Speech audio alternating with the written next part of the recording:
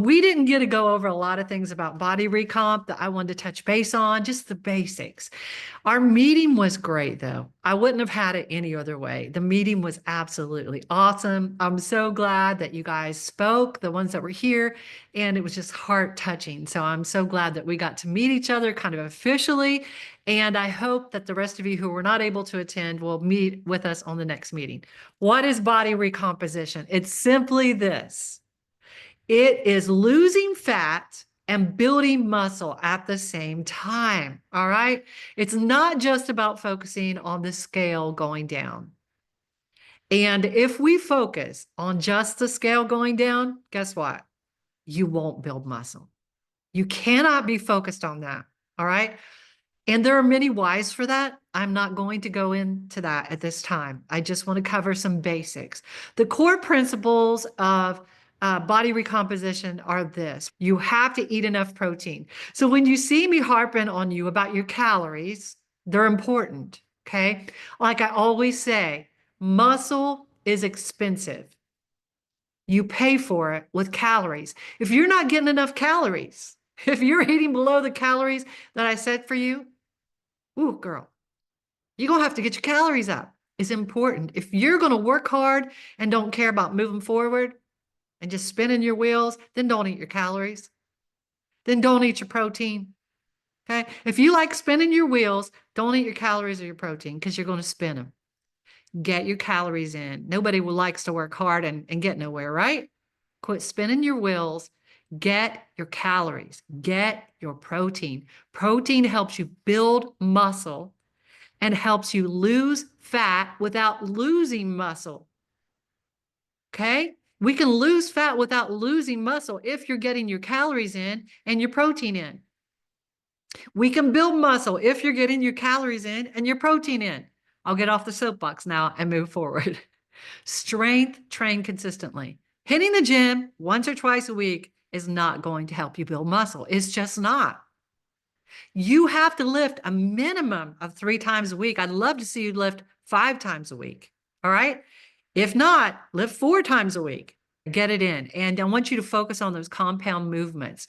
You know, sometimes we want to go in and do the little movements. We want to do curls. We want to do, all these little things.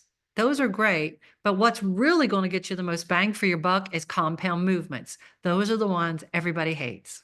Deadlifts, squats, hip thrusts, rows, presses, and God forbid, lunges.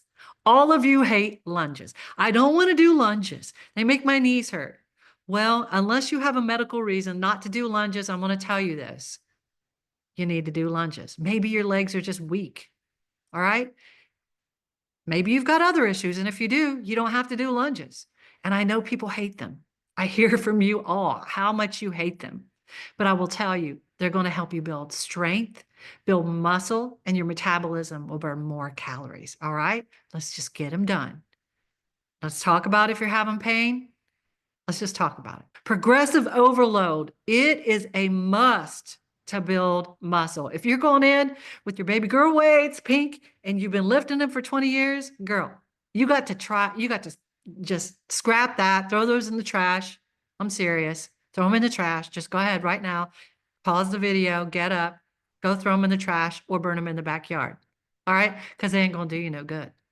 They really aren't.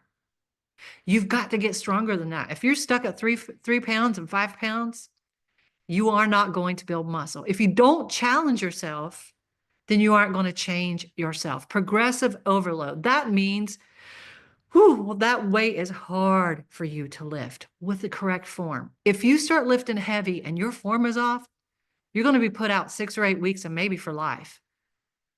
So listen to me. Get your form right. Okay, get your form right first. You got to keep working on it. Sometimes we get sloppy with our form when we're lifting 300 pounds. Seriously, I have caught myself with the most awful form of anyone. It is ridiculous. I thought my form was on point. I video myself and I'm like, I can't use this. This is awful. I can't put this anywhere. So correct your form, check your form. You might think you're on form, but you might be way off. Check yourself with video every now and then. Look over it. Send it to your coaches. Let's see where you're at. But you've got to, other than outside of that form, that's when you can bring that weight up, right? You can either increase your weight or your reps or your intensity over time, but that's got to happen or you're not going to build muscle. Do not starve yourself. Recomp is not about eating as little as possible. For those of you who say, I've never been a foodie, I don't like to eat, I just like one meal a day, 2 meals a day. Girl, you're going to work hard to spin your wheels. Stop it. Eat your food. You may not be hungry. You still eat your food.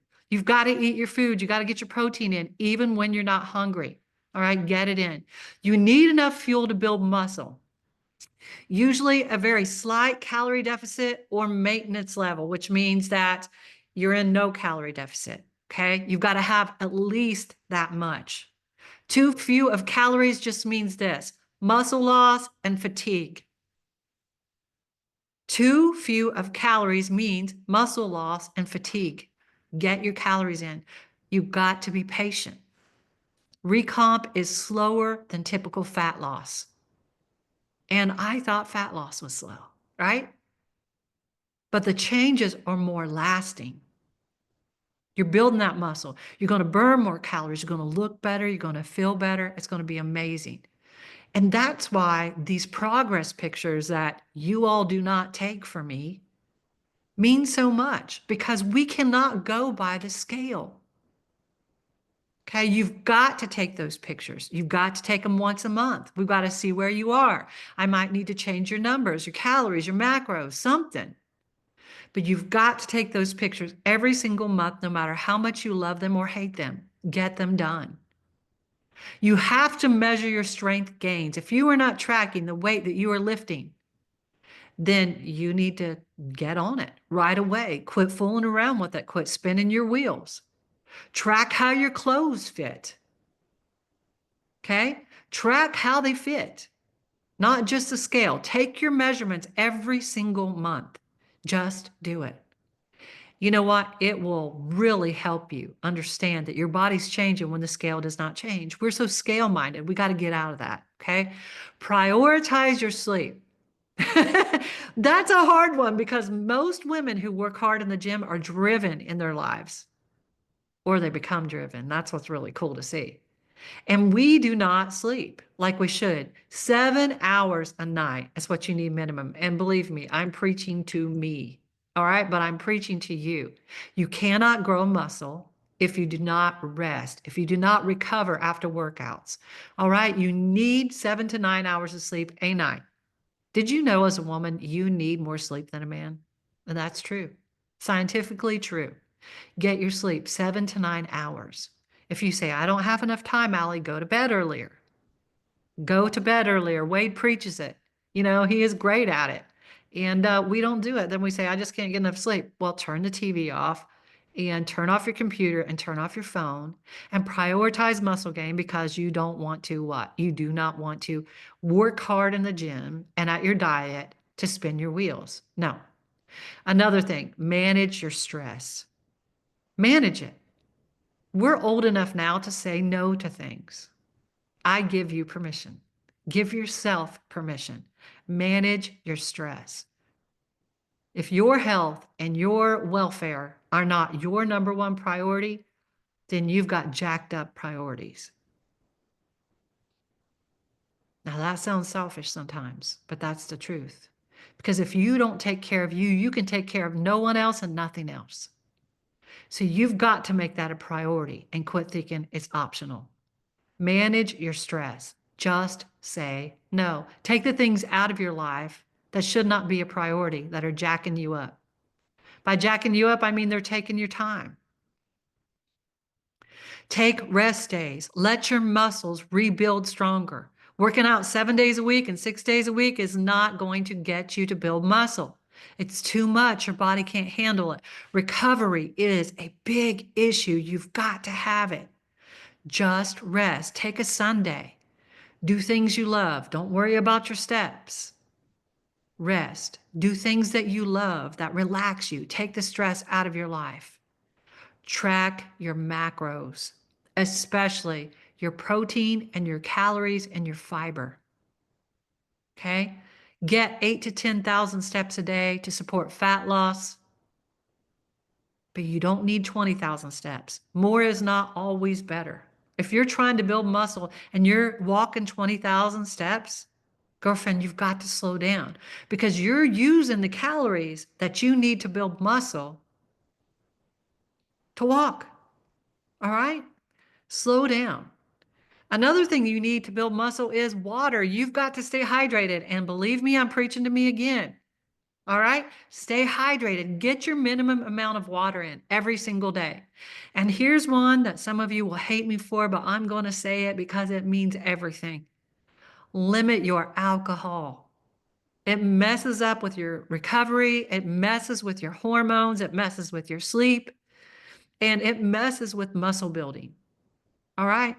It's going to mess up your hormones, your recovery, your sleep, your muscle building. Just walk away, walk away. And here's another thing. I want you to time your carbs around your workouts. Don't be eating your carbs at night. Don't be saving your carbs for the evening. Eat most of your carbs before and after your workout. It helps fuel you and it helps it helps with your performance in the gym and your recovery. It keeps your energy high. You need your energy high during training times, and it encourages muscle repair. You got to have some carbs. Don't be afraid of the carbs. Eat the right carbs. Eating carbs will help you repair your muscles. Okay? Focus on your fiber for fat loss, but listen to me. It's not your total fiber for the day. All right? Well, Holly, I got 25 grams of fiber in. We need to talk more about your fiber, and that's probably what we're going to talk about on our next meeting because it's really, really important. I want you to split that fiber up. There's a reason why. If you want to lose fat, you've got to have your fiber split up at every meal so we can stabilize your blood sugar and not be spiking your insulin levels all the time. Every time you spike your insulin levels, what's happening is your body wants to store fat. So we've got to balance out our fiber. It's not an overall number. It is per meal. Okay, 6 to 7 grams per meal. We need to walk our way up to that, not jump right up to that number if you're not even close for the day. And we need to make sure we're getting our water because if you have high fiber and no water, you're in trouble. Your bowels are going to be in trouble. All right. High fiber. I'm not talking about the keto wraps. All right. The low carb wraps. I'm not talking about keto bread that's all been stripped of its nutrients. I'm not talking about it. Don't count it. Just don't even count it. Just forget it. All right. Eat high fiber foods like veggies, like beans, chia, flax, berries. They will slow your digestion. They're going to keep you full longer. They're going to reduce your cravings for all the sweets. They're going to help control your blood sugar levels. And to lose body fat optimally, you've got to do that. You have to have stable blood sugar. You'll have less energy crashes and you're going to feel better for fat burning. Those are the basics, ladies. Let's just get it done. All right. Next time we have a meeting, we're going to talk about fiber, how important it is, what it looks like, fiber and carbs. We've already talked about carbs, but we're going to talk about them again, including the fiber. Okay. I hope that helps you. If you've got any questions, drop them below. I am so happy we have this group.